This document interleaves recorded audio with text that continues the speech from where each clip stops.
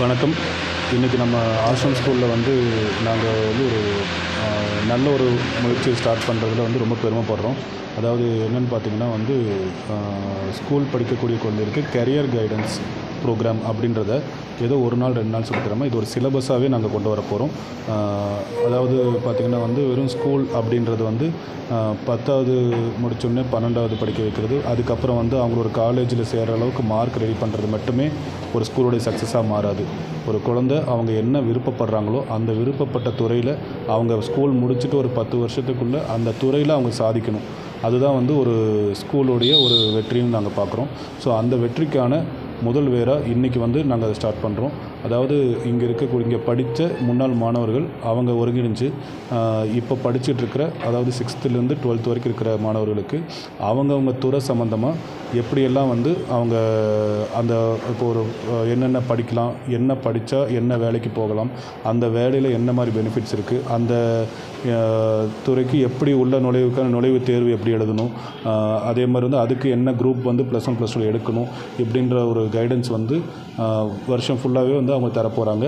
அது கூடவே சேர்த்து பேசிக் லைஃப் ஸ்கில்ஸ், அதாவது ஒரு ஃபஸ்ட் எய்டு எப்படி பண்ணலாம், ஒரு பேங்க் சேலஞ்ச் எப்படி ஃபில் பண்ணலாம், ஒரு பாஸ்போர்ட்டுக்கு எப்படி அப்ளை பண்ணலாம், இந்த மாதிரி சின்ன சின்ன விஷயங்கள் நிறைய குழந்தைகளுக்கு அது நிறைய தெரியறதில்ல.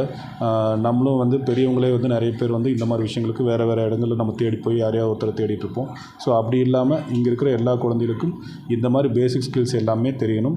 அதே சமயத்தில் அவங்க என்ன துறை, அதாவது வெறும் இப்போது எல்லாருக்கும் தெரிஞ்சது வெறும் டாக்டர், கம்ப்யூட்டர் இன்ஜினியர் அப்படின்னு சொல்லிட்டு 2-3 துறையை வச்சுக்கிட்டு அதுக்குள்ளே போயிட்டு அவங்களுக்கு அது விருப்பம் இருக்கோ இல்லையோ, வேறு வழி இல்லை, அதுக்காக வேண்டி எல்லாத்தையும் படிக்கணும், எல்லாத்தையும் இது பண்ணணும், இவ்வளோ மார்க் எடுத்தால் தான் அதுக்குள்ளே போக முடியும்னு ரொம்ப ஸ்ட்ரெஸ் ஆகுறாங்க. ஸோ அப்படி இல்லாமல் அவங்கவுங்க ஒரு விருப்பம் இருக்கும். அந்த விருப்பப்படுற துறைக்கு அதுக்குள்ளே போகிறதுக்கான வழிமுறைகளை சொல்லி கொடுத்துட்டாலே அவங்க அதை விரும்பி படித்து அவங்க அந்த துறையிலும் விரும்பி அந்த வேலை செஞ்சு அதனால் பெரிய சாதனைகள் பண்ண முடியும்னு நாங்கள் நம்புகிறோம். ஸோ அதுக்கான விதையை இன்றைக்கி நாங்கள் போடுறோம். இதுக்காக வேண்டி எங்களுடைய அலுமினி டீமுக்கு நான் முதல்ல நன்றி சொல்லிக்கிறேன். ஏன்னா பொதுவாக அலுமினிஸ் அப்படின்றது என்ன பண்ணுவாங்கன்னா ஒரு கெட் டுகெதர் சேர்றக்கோ இல்லை பார்ட்டி பண்ணுறக்கோ தான் எல்லோரும் ஒன்று சேருவாங்க.